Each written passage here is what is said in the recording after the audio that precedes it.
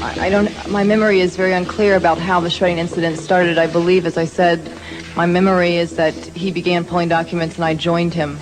And did you surmise that this was a way of trying to cover up something in conjunction with the Iran initiative or the Contra initiative? I don't use the word cover up, I would use the word protect.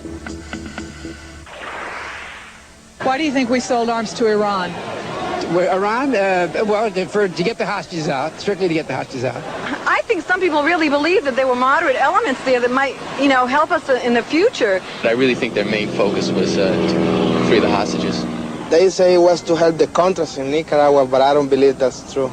It was to get the money, I believe. And that reason could be anything. They can tell us anything on TV. Iran is a crucial economic, geographic country. The U.S. wants to get them friendly again as quickly as possible. Perhaps the most explosive issue that was not investigated in the hearings was the true nature of the arrangement with Iran. When did the U.S. actually begin selling weapons to Iran, and why? The most important thing to come out of the hearings is what didn't even get asked at the hearings, and that was Ronald Reagan cut a deal with Iran before the 1980 election to send arms to Iran in exchange for Iran's agreeing to delay the release of our 52 hostages. Barbara Honegger was a dedicated member of the Reagan-Bush presidential campaign in 1980. She worked on the special writing, research, and policy staff, and later as a White House policy analyst. As part of my position, I was required to cover the 11 o'clock evening news in the operations center. The campaign was afraid that Jimmy Carter would successfully bring the 52 hostages home, what we called the October surprise, and win the election. There had been a feeling of panic in the campaign. The 56 hostages taken captive at the U.S. Embassy in Iran in 1979 became a major issue in Jimmy Carter's campaign for re-election to a second term as president. His repeated efforts to gain their release failed, and Ronald Reagan was elected by a wide margin. After 14 months in captivity, the hostages were finally released, January 21st, 1981, the day of Ronald Reagan's inauguration.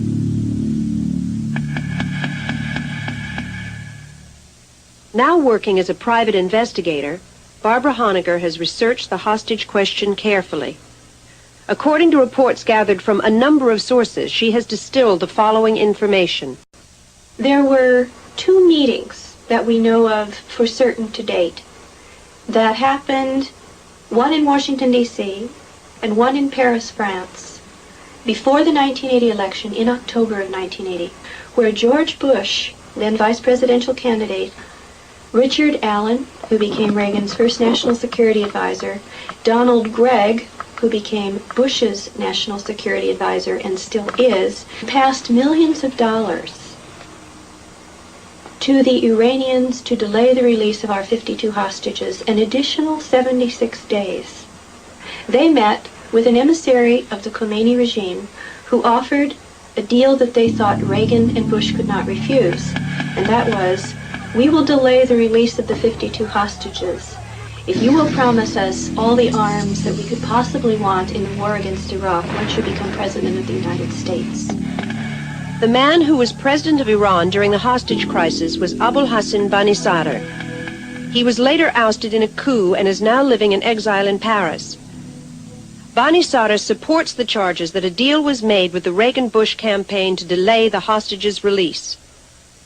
In a recent interview, he confirms that the Paris meeting took place and states that George Bush was specifically identified as being at the meeting by Iranian intelligence reports. Also identified were Monikar Ghorbanifar and Albert Hakim, who later emerged as key middlemen in the Iran-Contra scandal. As evidence of this agreement, Bani Sadr has made documents available showing written orders for shipment of American parts and weapons to Iran through an Israeli-owned company. And in fact, we now know that those arms began flowing in late February, early March of 1981, not as the White House would have you believe in 1985. I want to get to the bottom of this and find out all that has happened, and so far, I've told you All that I know, and you know, the truth of the matter is, for quite some long time, all that you knew was what I told you. The bottom line is that the Iran-Contra Committee and the Walsh investigation, because their mandates only take us back to 1984, in and of themselves are a cover-up. But the problem of hostages did not go away for President Reagan. Radical elements in Middle Eastern countries continued to kidnap Americans during Reagan's term of office. We're going to continue to explore, as we always have, every opportunity to try and get them out. I happen to believe that when an American citizen, any place in the world, is unjustly denied their constitutional rights to life, liberty, and the pursuit of happiness, it is the responsibility of this government to restore those rights.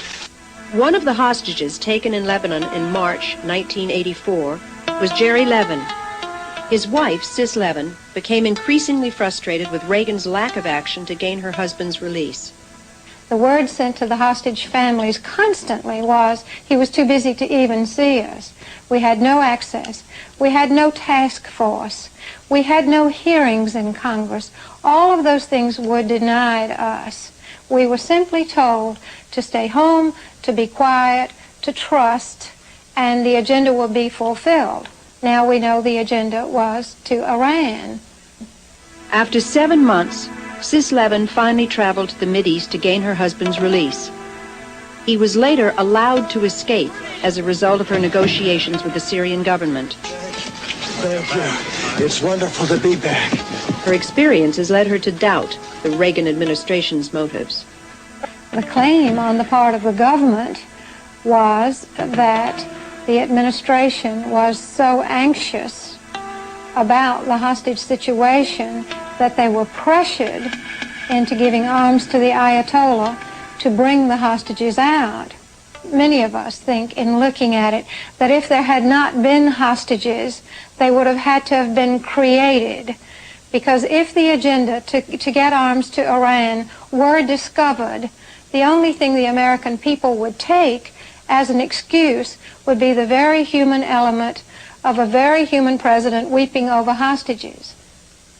The Reagan-Bush administration, right from the beginning, behind the scenes, has been an ally of the Khomeini regime because Ronald Reagan's #1 fear is a Soviet invasion of Iran. It's that simple. I must confess to you that I thought using the Ayatollah's money to support the Nicaraguan resistance was a right idea. I was not the only one who was enthusiastic about this idea. Director Casey referred to it as the ultimate irony, the ultimate covert operation. There was a lot of talk during the hearings about covert operations, national security, the necessity of secrecy in conducting foreign policy.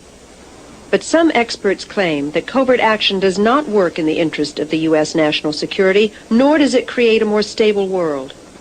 To think of the democratic governments that have been overthrown in the last 30 years by military coups is almost like giving a capsule history of CIA covert operations in the last 30 years. I mean, there was the overthrow of Prime Minister Mossadegh in Iran in 1953. There was the overthrow of Arbenz in Guatemala in 1954.